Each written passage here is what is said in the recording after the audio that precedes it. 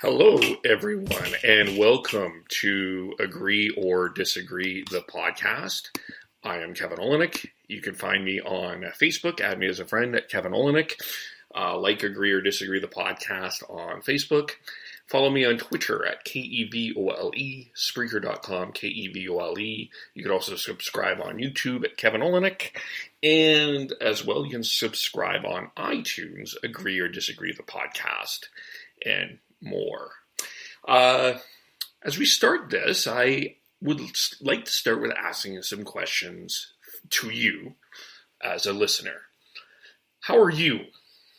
I don't ask this in the small talk, I'm fine, how are you sort of way. I ask, how are you? How is your nutrition?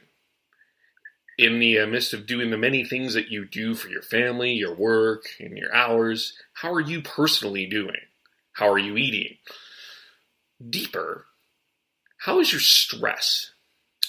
According to the American Institute of Stress, 77% of people who regularly experience physical symptoms they're caused by some sort of stress. Do you have a routine? Exercise, running, walking, the gym, yoga, or even Reiki? The answer to that question for many of us will be probably quite different. Some have got this somewhat figured out. Some are trying and still need some support. And some are new and are looking to make some changes on this. Eleni Otta-lagana, RDN-LD, received a dual degree from the University of New Hampshire in Nutrition-Dietetics and EcoGastronomy. Through this dual major, she explored the holistic nature of food and health through the integration of nutrition and sustainable agriculture in New Hampshire and Italy. Eleni completed her dietetic internship at Virginia Tech. During this time and earlier on in her life, she struggled with autoimmunity, IBS, and polycystic ovarian syndrome. Her will to lead a healthy life free of diagnosis and medications led her on a personal healing journey. Through a whole body approach with the guidance of other functional practitioners and healing modalities, Eleni healed her body, reversed her diagnosis, and maintained health through her lifestyle. Eager to spread this care and knowledge, she worked in various job settings to help guide others. And she is here to help us guide today on Agree or Disagree, the podcast. Welcome. Thank you so much for having me. I'm really excited to talk with you and share a little bit more. Okay, and I probably butchered a couple of words and your first name in that, so I do apologize. It's a lot of, I think, different words no one's used to hearing, so it's no problem at all. Okay, all right. Well, we can read all of this information on your website. You can go to thehealingjourney.com or thehealingroots.com for more on that, and you can look a lot there. But I always like to hear from the person. I always like to start there. What led you to where you are now? Kind of talk to us a little bit about your process and your journey. Yeah, so I think it started at a really young age. To begin with, I grew up in a pretty traditional Italian and Greek family, so food was always kind of like the centerpiece to whatever we did. But not just any food, it was food grown from home in the garden. I didn't even know you could buy tomato sauce in a jar until I was in high school. I thought everybody just, made their own. So I always believed in kind of like your food as medicine. My mom was also really into herbalism, so we were always going to more natural remedies as opposed to just going to the doctors every time we got sick. So I knew I would always have an interest in nutrition. So going into college as a nutrition major, it was kind of inevitable. I just felt like that was what I was meant to do. And in college, I realized, I wanted to continue to go that natural route, but that wasn't necessarily what they teach you. It's a little more conventional, which is still great. You're still learning the science. However, I kind of felt like I had a different purpose or a bigger meaning than that. So I discovered that EcoGastronomy dual major, which was really amazing because it allowed me to learn about sustainability, and really just the whole life cycle of food. So, for example, when you grow food in a certain way, it's much more nutritious, and how it serves the body and the gut, and how people can benefit from that, and how people can really have a healthy relationship with food. So, once I graduated, I was like, all right, I'm on this more natural journey. And then from there, I was still really intrigued with the science. So that's what led me to study with more functional and integrative providers and doctors. So really looking at the root cause of an illness, understanding it, and implementing a plan to help somebody heal, as opposed to just masking symptoms. And throughout, all of this, and I know you touched on that a little bit in my bio, I was also going through my personal health journey and trying things, what works, what doesn't work. And so I learned a lot just through what I personally had to do to heal on a deeper level. And that also really shaped where I am today. So that was kind of a long-winded answer, and I'm sure you'll have some questions to pick that apart, but that's kind of the big picture. Yeah. What was your relationship with food growing up? So I would just say it was like a healthy relationship. It's unfortunate today, but I think we fear food a lot, and people were either doing these extreme diets, or maybe we're eating really poor. So I feel like I just understood food on the level of its nourishment. I understood what it took to grow food. I understood what it meant to eat seasonally, and I understood that it was really important to eat your food with a community and with family, and slow down and just kind of like give gratitude for it. And now that I'm, more in this like functional holistic field, there's science around that, how we absorb our food better when we eat with people. When we're not stressed and we sit down and give thanks for our food, our body physically absorbs the nutrients more. So it's kind of intriguing to learn now, what my ancestors did intuitively. There's just a lot more science and hype about it. So that was my relationship. I feel like I've always had a pretty good, healthy relationship with food. I didn't view it as fear or anxiety. Yeah, because some have come to where they are today through a different mechanism of, like, I had this huge struggle with food. I was stress eating.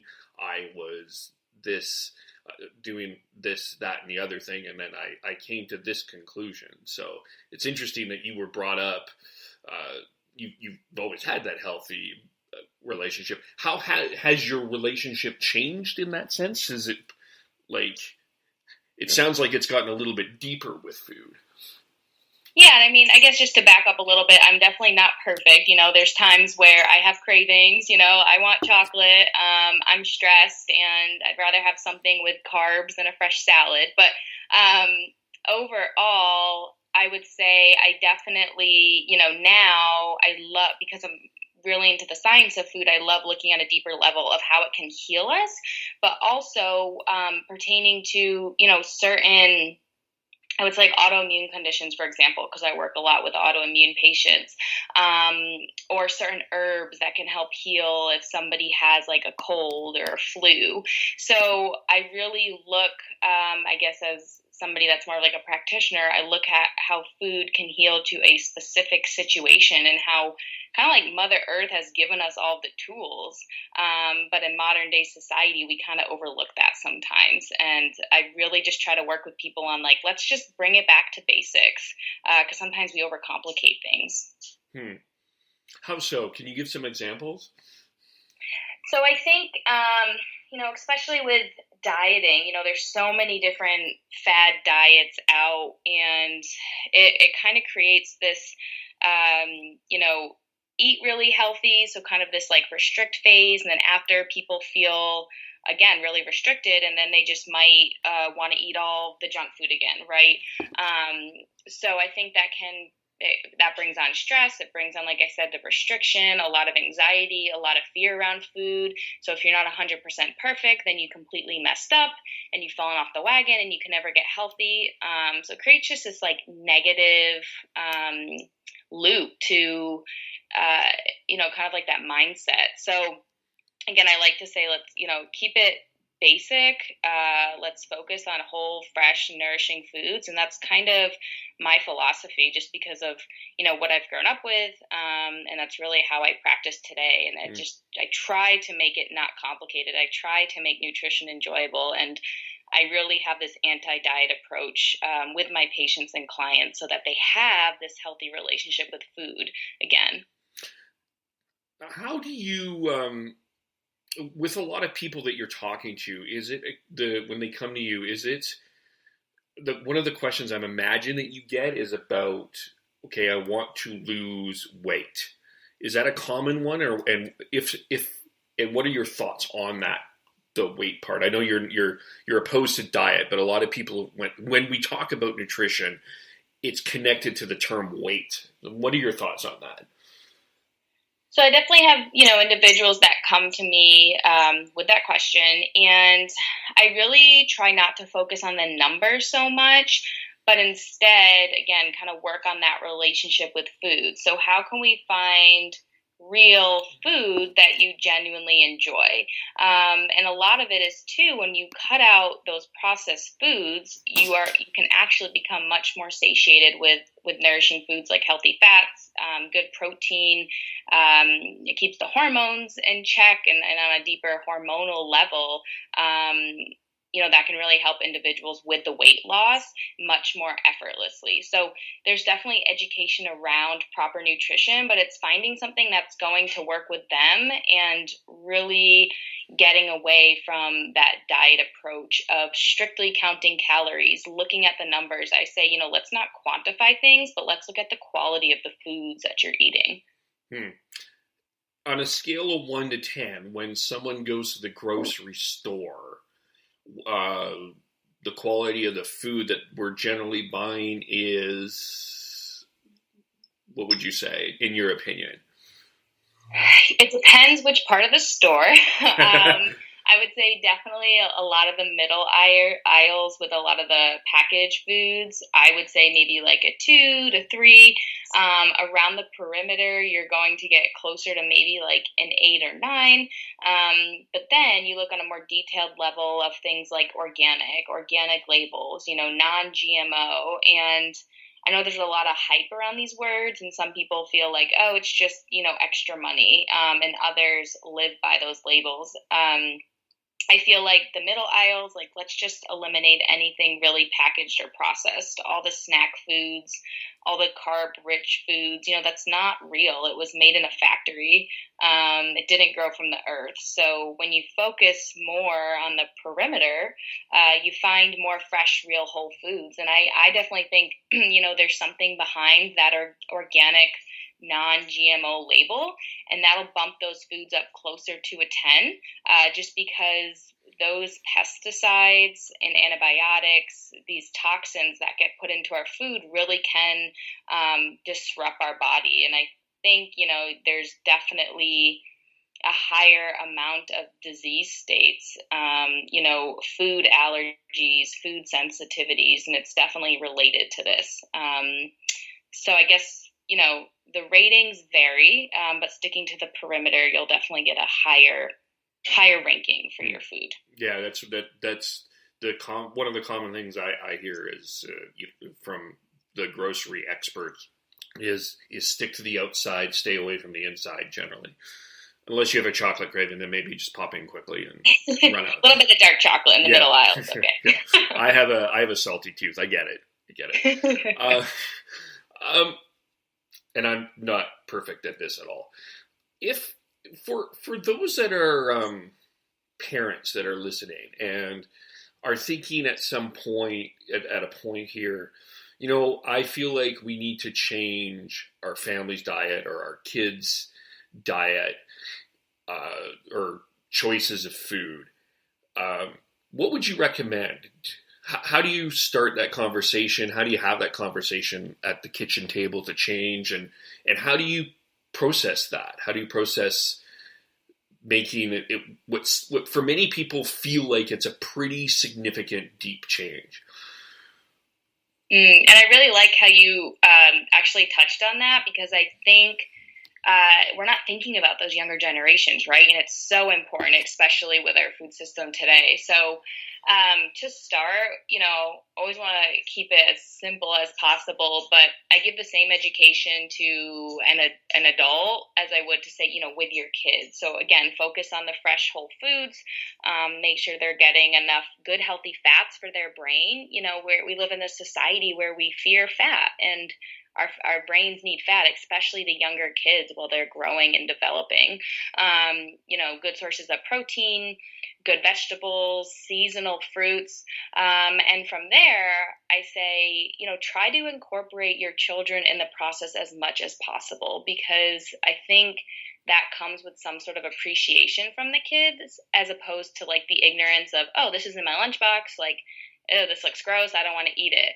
But if mom, incorporates kids and they cook together, or they give the kids a little bit of autonomy to try a new food or go to the farmer's market and pick a new vegetable out that looks kind of cool, that brings a lot of more excitement around it and just more connection. We've lost a huge connection between how our food grows and how we get it. So I really like to help parents out from that approach, to help their kids really understand what nutrition means, so that when they grow up, they're not facing all of these chronic health issues. Yeah. Now, the other thing that comes up, and I don't know if you saw this on Facebook, but there was a video of all of these kids that wouldn't eat their vegetables. So they were, this may have happened to me as a child, but you're eating, you have to eat your carrot. You can't leave the kitchen table without eating your carrot or your broccoli, and it was a really funny video, but yet it's, to me, when we were just talking, I was just thinking about that whole thing. Is that healthy in your opinion, or is that feels like it's creating a negative relationship with food? Like I don't like you broccoli, not because it's necessarily because your taste, is because I always remember that I couldn't leave the table to do other things because I had to eat you first, kind of thing. Yeah, I think there's definitely a balance with it. I'm a believer of at least one bite, right? Because you can't even as an adult, you can't say you don't like something until you take one bite. And even sometimes it takes a few tries to really like something. A child might not do that, but I think as an adult, if they're really trying to improve their nutrition, they might try food more than once or cook it different to see if they like it. So with the kiddos, I say to the parents, try to give it to them at least, have them take one bite. I don't think that there should be this like clean plate rule, because sometimes if you say you have to sit here and finish everything, like you're saying, it can create like a negative relationship, but then it's also telling us to disregard our hunger and fullness cues. And I've seen that come up in later adulthood. So I think, with the kids, it's try to give them as much variety and new foods and make sure they at least try it. And,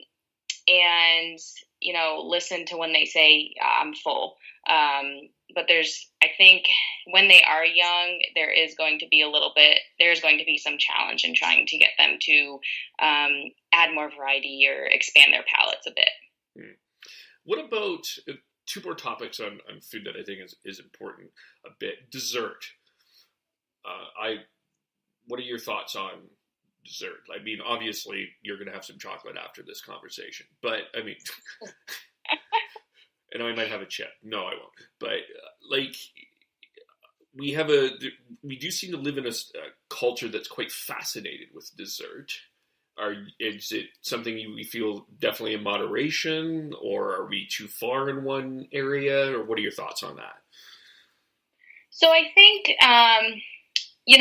there are times where we eat foods where we're just not hungry, right? It could be a celebration or a little bit of a desire. Food is comforting. Right when we were born, food was a comfort to us. So I get that, people want to indulge occasionally. I think with dessert, a lot of the ingredients are processed sugar, refined carbohydrates, and it's definitely not something you want to be having every night.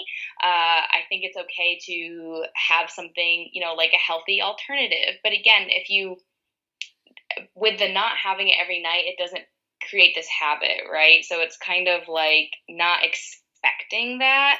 So I always say, maybe making it something more occasional so that you don't get in the habit of needing that, right? And kind of like depending on the food to fulfill something, maybe, if that makes sense. Yeah, eat to enjoy, but not as a cure per se. Exactly. Okay. Mm-hmm. Yeah, because I feel it's such an interesting because there's you get the other side of that too.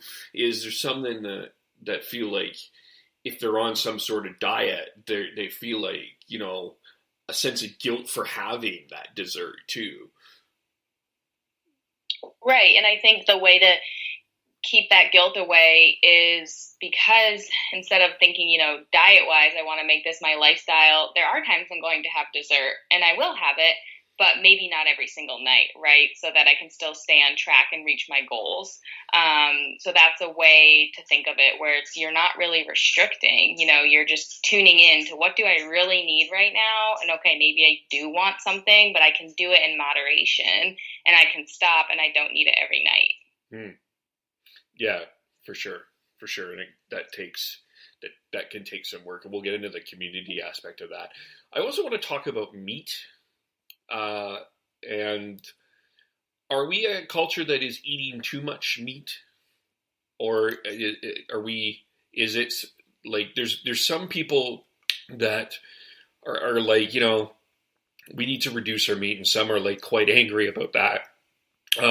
If I'm not mistaken, you're currently living in Austin, Texas. Mm-hmm. And Texas is well known for eating their meat. So I'm curious what kind of conversations you have around that, or what your thoughts are about that. Yeah, so I would say, there's a lot of different ways to eat nowadays, right? Probably much more diversified than there's ever been. So there's vegan, vegetarian, a more Paleolithic style, a more high-fat ketogenic style. And with all of those, the consumption of meat will most definitely vary. And I think, it depends on the individual too. Some people do really great with animal protein, and others feel, they do better with minimal or close to none. I think high sources of high quality meat can be very healing to the body in moderation. And I actually saw a really great, it was something on Instagram, and the person had a plate of vegetables, and then they laid out what a vegan diet looks like, what a vegetarian looks like, what paleo and what keto looks like. And every single plate still had the same amount of vegetables on it. And that's kind of what I try to go by as well, that everybody should still be eating mostly vegetables. It's just the way you get your protein or your fuel might look a little bit different. And I completely respect, people and their decisions. However, depending on their case, you might have to switch it up a little bit. But I guess my answer to that is, I think if you're eating high quality, in moderation, it's definitely okay, but we don't want to forget about the basics of nutrition, which are, like lots of vegetables and some fruit. And sometimes we get carried away, or we have a lot of these more processed meats available. And I think that's where you get a lot of that conflict, is more of the processed foods that are out there. Now, you kind of just talked about this a little bit. So you mentioned the amount of diets, and you've obviously done your research in terms of like how the portions work. And portions is also a really interesting topic when it comes to food as well, which we, I think is, the times that I've been in the States, it's quite fascinating when you go to a restaurant, the amount of portions and the amount of food that they give. It's like, whoa. Yeah, you go to Canada, it's like, we don't do that. You guys in the States just give us a lot of food, which is somewhat great or somewhat not. But with all of that, the point to say too, maybe we can talk a little bit about portions, but I'm curious, when people are coming to visit you or coming to seek you out as a client, what are some of the questions that they ask you? And when they're seeking out a professional in this area, with all of this information out there, what are some of the questions you would encourage those looking to ask? So I would say, a lot of the times if someone's coming to me, they're probably looking for someone that's taking a more natural or alternative approach.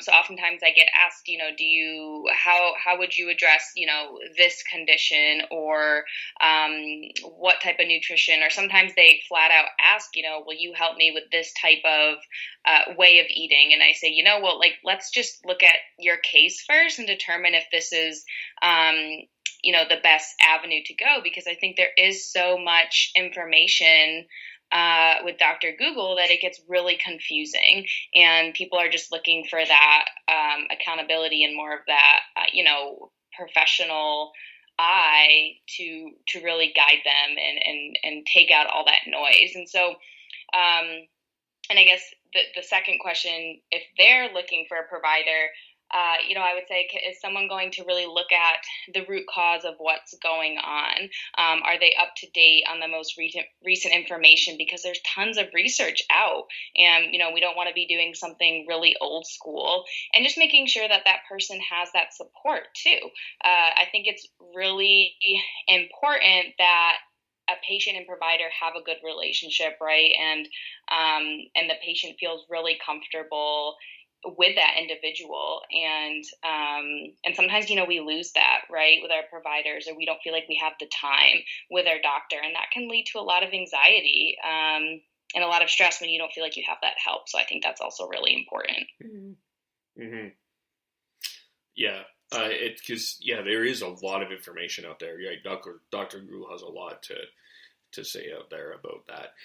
So when you are working with other professionals, like, for example, Summer Greenleaves or Jackie Lamenzo, who was on the podcast last week, or you're developing recipes, what are some of the questions, or what are some of the things that you're looking for when you're working with people to kind of share your perspective?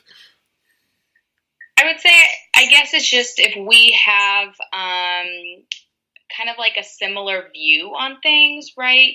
Where we can really work together and just share information to the population. I think if you're in this space, you're really passionate about reaching people and giving them the right information and making sure they're well informed. And I really just look for other individuals that are passionate about that as well, and just sharing, the message and getting things out there to people so that they can take good care of themselves. Because it's, we live in a society where we're so busy, we're so crazy all the time, yet sometimes we put our health on the back burner, and it's like, well, how are you supposed to do everything you want to do if you don't have good health, or if you're not fueling your body with the right nutrition, or you're not managing your stress, right, or you're not exercising? So I really try to work with people that are passionate about getting that message out as well. We'll get into some of the work that you're doing a little bit later. I do want to ask about the recipes. Are those, in your website, are those some stuff that you've done, or have you worked with other people with those, or? So they're all my recipes. I think that culinary creative side started when I was, young with my grandma in the kitchen, and it's a really creative passion of mine. So I've created that recipe ebook for clients or anybody if they want to purchase it. And it's really special to me because it's recipes that I've created from where I've lived in the 4 or 5 different states I've lived in here in America or abroad, whether I was in Italy or Costa Rica, and just learning and working with other people that have really influenced me and how I am in the kitchen. So those are mine. And then sometimes I collaborate with other small businesses, and I'm kind of like a ghost recipe writer, and I help them to feature their product with some really healthy recipes as well. Yeah, let's get into your entrepreneurial stuff, because you're doing a lot of entrepreneurial stuff, and kind of you talked a little bit earlier about the science and sort of what led you to get to this point in terms of not working in in a traditional form. What has been the entrepreneurial experience been like for you? So it's been really exciting. It's also been a challenge. I can't lie. I think when you're so passionate about something, you know what you want to do and you put it into place, but that's your skill set, right? And you forget about all the other things it takes to run a business. But just being able to create my own vision has been amazing. It's so powerful. It really gets me excited. And as I've stepped into this, I guess, entrepreneurial role, I've really created my niche between being a dietitian and also incorporating the energy work as a Reiki master, and really trying to bring the two together to help individuals heal on that mind body level. So that's kind of where I'm at in my entrepreneurial journey. How long have you been at this? So I would say probably about a year and a half of, maybe just some side gigs here and there. More recently, about 9 months of just diving deep and really trying to grow the business and just reach as many people as I can and really develop my vision. Who are some of the people you've been able to work with? Who are some of your mentors? So my Reiki master is here in Texas as well. And she's been amazing over the last few years because I've done all my trainings with her. I still go see her as well. So she's a huge mentor. I've also had a mentor on the East Coast who's a dietitian. And I can always pick up the phone and call her, which is great. She's been probably the last few years. I also collaborate with some doctors down here and see their patients. So it's great to have those relationships as well. I mean, I realize that you really can't do this alone, nor do you want to. And I know we talked about community way in the beginning when it came to mealtime, but it's also important, as a professional to have that collaboration and to continue to learn from others. Mm-hmm. How, in Texas, and I mean, in your experience there, how easy is it to develop that community, the entrepreneurial community? I think Austin is a really special place just because there's a lot of support around small businesses. It's really a blessing, and it's easy to meet other entrepreneurs that are willing to help and just sit down with you for an hour here or there and just talk. And sometimes, being an entrepreneur and working on your own, it can get lonely. So I think that's also really important, so that you can continue to have that conversation and that guidance. Yeah, because the voices in your head can sometimes tell you truths, but also tell you lies too. So that's important as well. For those who don't know, before you get into how you got into Reiki, it's not one of those. You can correct me if I'm wrong, but when we talk about some of the spiritual practices out there, yoga gets more attention than Reiki, it seems. Am I wrong in saying that, or has Dr. Google steered me the wrong way, or what's your perspective on that? I completely agree. I think, yoga has just blown up, right? And there's definitely a very deep spiritual practice to yoga when you read more about it and study it further. And there's also a great physical component. So I think it captures a lot of attention for, I can get my physical routine in, and I can also have more of that clarity for sure. And with the Reiki, I see that as it's like a much deeper level if somebody really wants to transform and really heal at this soul level. It's really digging deep, and I often refer to it as like if you have an onion, constantly just peeling back the layers, almost like emotional layers. So that's a little piece about it. So I think it's not as well known just because it can sometimes bring about a deeper healing. What got you into Reiki? So my best friend's mother from home had started practicing Reiki, and she's also really into yoga, a great woman. I've known her my whole life. And so in high school, she would give us these little Reiki treatments, after school. And I was like, I don't know, what is this? I wasn't as in tune then. So it was kind of always on my radar. And as I guess I stepped more into myself and my path, I found a lot of interest in it. And so I knew I wanted to pursue it. I was just kind of waiting for the right time. And I think something like that kind of comes to you. You don't really chase it. And I met my master at an herbal fest here in Austin a few years ago, and she was offering the trainings, and I went, and I really enjoyed it. And also working with patients, I found that the nutrition can take you really far, but a lot of times there's still that emotional piece, right? Or that stress. And I felt like, this Reiki is like really the missing piece for the healing. So that was kind of my path with the Reiki. And I just continued my training and then received my Reiki master's, which is the highest level. Congratulations. Thank you.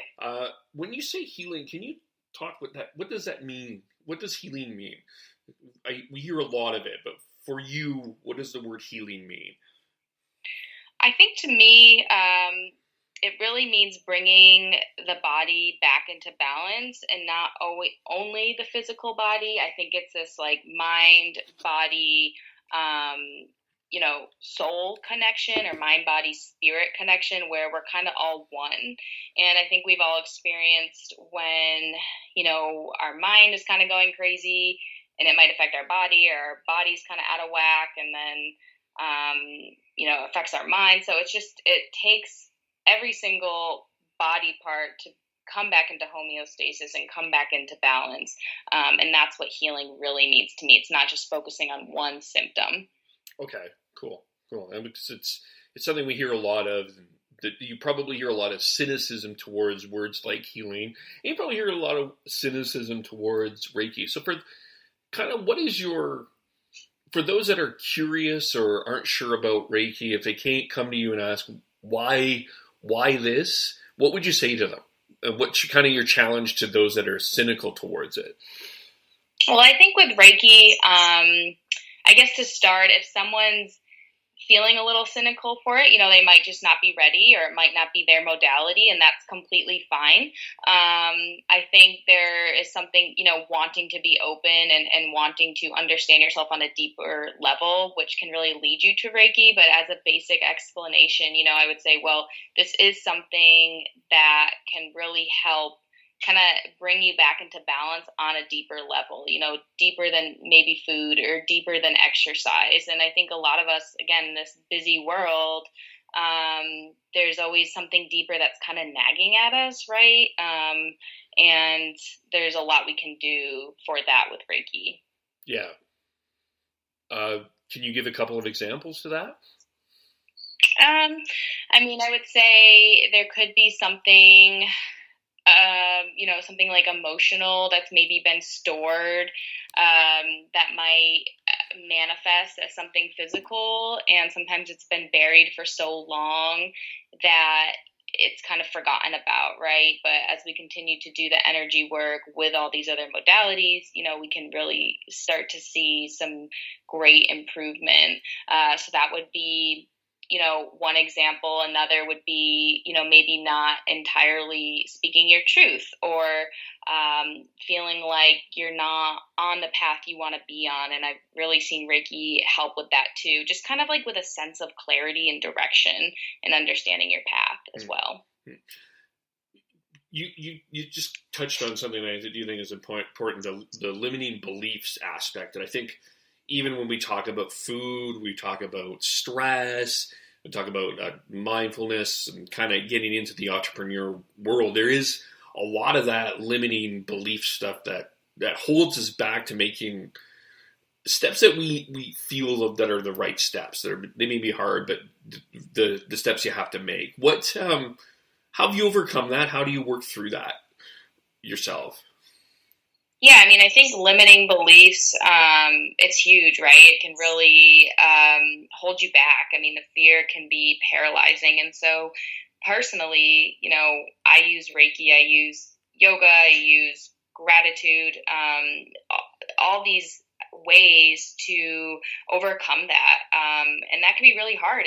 Again, today's society, I think we put a lot of pressure on ourselves too, to be somewhere, and to be the best of the best. And so sometimes it's humbling yourself, but also finding that courage and finding that confidence from within, because I think really on an intuitive level, we all really know what we're capable of, but sometimes that gets drowned out by these other voices or the fear, right? And so finding that voice and really working through it. It takes time, doesn't it? It does. Yeah. It's a lot of work, for sure. Yeah. So you do a lot of work with Facebook Live, or you have been doing a lot of work recently with Facebook Live, and a lot of your social media, you're doing a lot of social media stuff. How is that working for you? That sounded very Dr. Phil. I apologize. And in that world, you could be dealing with a lot of people that think they know more than they do, and are can be very critical of whatever your approach is. How do you handle that? And tell us a little bit about the people you're working with on a Facebook Live, and why you went that route too. Mm-hmm. I think that was actually a good segue, because I had a lot of fear about being live on a camera. It's really not me, not a huge social media person, but it's been really cool to reach a large audience, right, with one short video or one picture. Fortunately, I haven't had, I would say, a lot of negative feedback yet, and I'm sure it will happen. But I really just try to, always be open, always be compassionate, and just share what I'm passionate about. And I understand not everyone's going to have a view, and not everyone's going to like you. And that's really hard, especially for me. I'm a really, sensitive person. I'm in the healing space. I think a lot of people in the healing space are sensitive, compassionate people, but, that's just something I really work on. It's kind of like the art of letting go, where you're not going to please everybody, or everybody might not appreciate what you have to offer, but that's okay, because there are people that will, and the people that don't, there's somebody that will help them as well. Yeah. Yeah. So it's in finding the power to collaborate, that not everybody's with you or needs to be with you. You still can be successful, not grabbing millions but working with one person at a time. Right. Yeah. One of the challenges, and I do some Facebook Lives, but one of the challenges is not necessarily time to do Facebook Live, but it does actually take time. But in terms of your video presentation, have you found kind of a niche in your average time yet, or? You mean like how long to be doing it for? Yeah.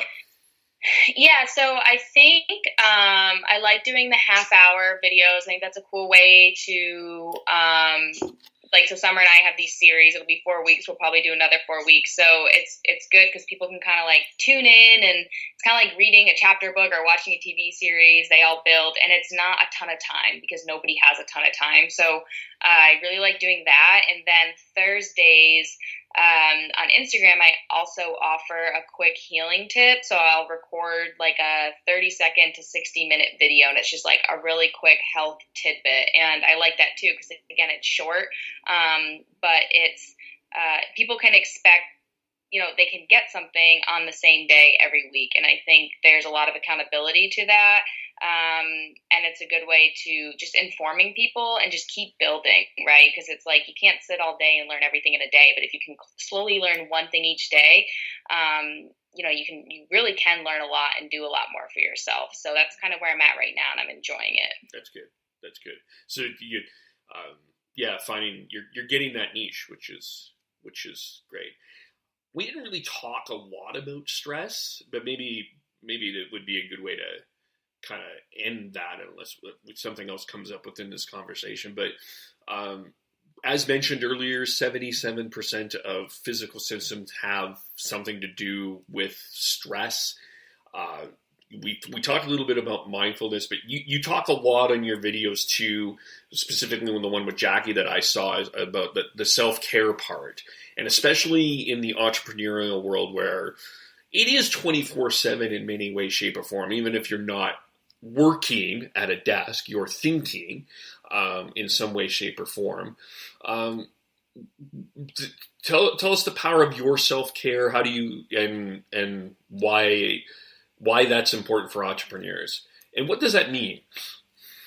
Yeah, so I always say self-care and sleep and stress management are huge, because it's like you could do everything right with your nutrition, but if you're not handling your stress, I mean, it's going to tax your immune system, your mind, and your physical body. And that's why it's super important for me too, because even on my personal healing journey, I realized how important rest and sleep was and how much it enhanced everything else I was doing. So I'm constantly reminding myself that, even though I'm trying to build the business and there's a million things I want to be doing, when it's like 9 o'clock, I'm shutting it down and I'm going to get 8 to 9 hours of sleep, because why am I going, first of all, it'd be counterintuitive to try to represent this healing business if I'm killing myself behind the scenes.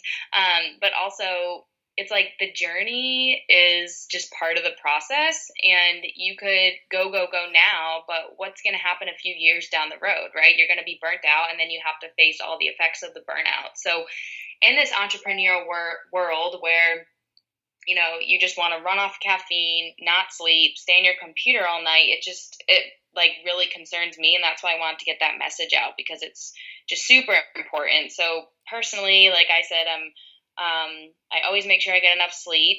On the weekends, like if I want to sleep in, I do it. If I want to rest more, I do it. And I just try not to feel guilty about it. I really don't feel guilty about it, because I know it's so powerful for my mind to be more productive later on. Obviously, nutrition's really important. And for me, I don't always view exercise as exercise. I kind of think about it as movement. So it's like each day, what does my body really want today? So some days it's yoga. Some days it's longer walks in nature. Other days it's more of like a high intensity interval workout. So to me, self-care encompasses all of that, but it's also just tuning into myself each day and asking my body, okay, what do you really need today? Because every day is different. Yeah. And do you have a set of hours that, like if you were to go to work, like I'm working 9 to 5, or how do your hours work? How do you do that part? So some of them are set. Some days I'm in clinics, other days they're more flexible, but my morning time, that's definitely the self-care time. So I try to be on a good schedule, get up around 6:30. I always want to be the person that wakes up at 5, but it's just not me. But then I'll do some movement, definitely have a breakfast, maybe make some tea, read some affirmations, just get my mind ready for the day and feel like, okay, I had me time and now I'm ready to focus and give, because I'm in a space where you're giving and you need to make sure you're recharging yourself in order to fully give and work, at your peak performance. Yeah, for sure. There's sometimes a lot of guilt that you're not, working at some point, or you're not, like you have to have those hours too. And it's balancing that out. And the other part that I think people struggle with is, when, I don't know if you work from home or you have your own office or you have a combination of both, but so sometimes there's distractions around working at home, and, I should be working, but I need a nap kind of thing. So what's the difference between being self-care and being lazy? That's actually a really good question.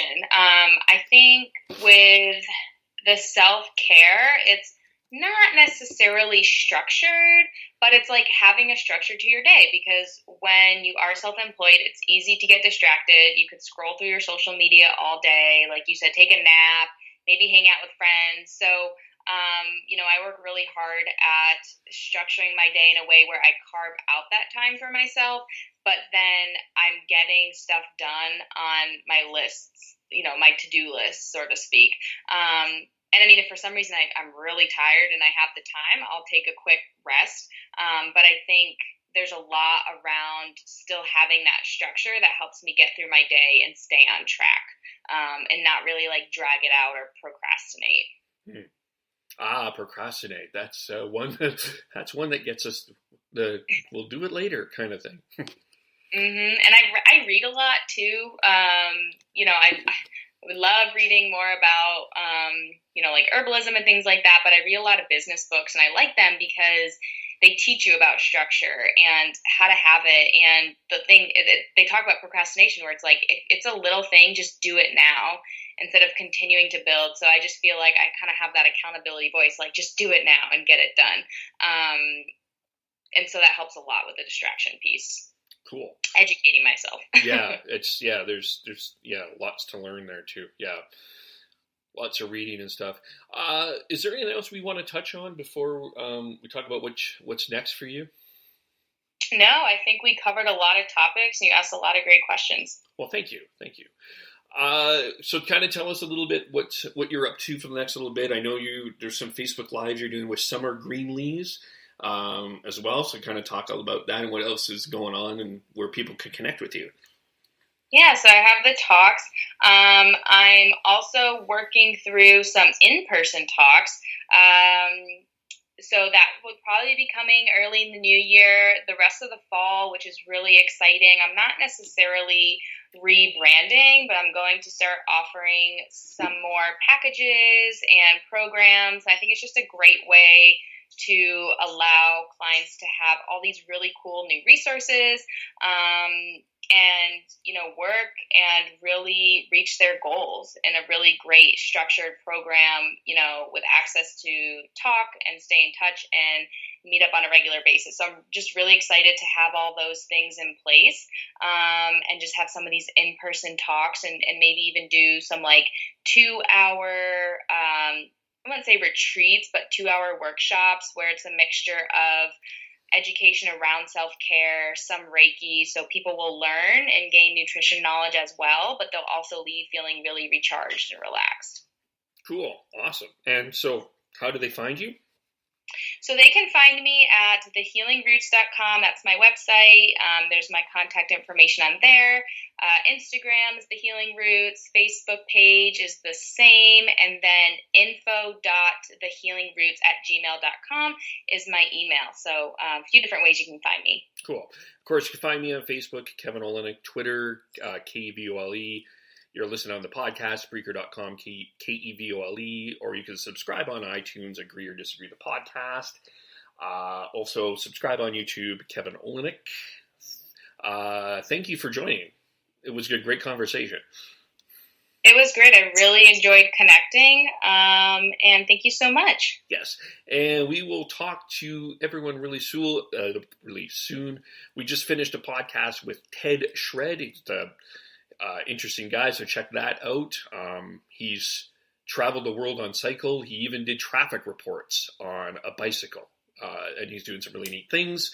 We're going also, our next podcast that you're going to be listening to, we're going to be talking about a topic that is not talked about a lot, but maybe needs a little bit of conversation, and that's the topic of sex trafficking. So we'll be talking about that, so check that out as well. We will talk to you all very soon. Bye for now.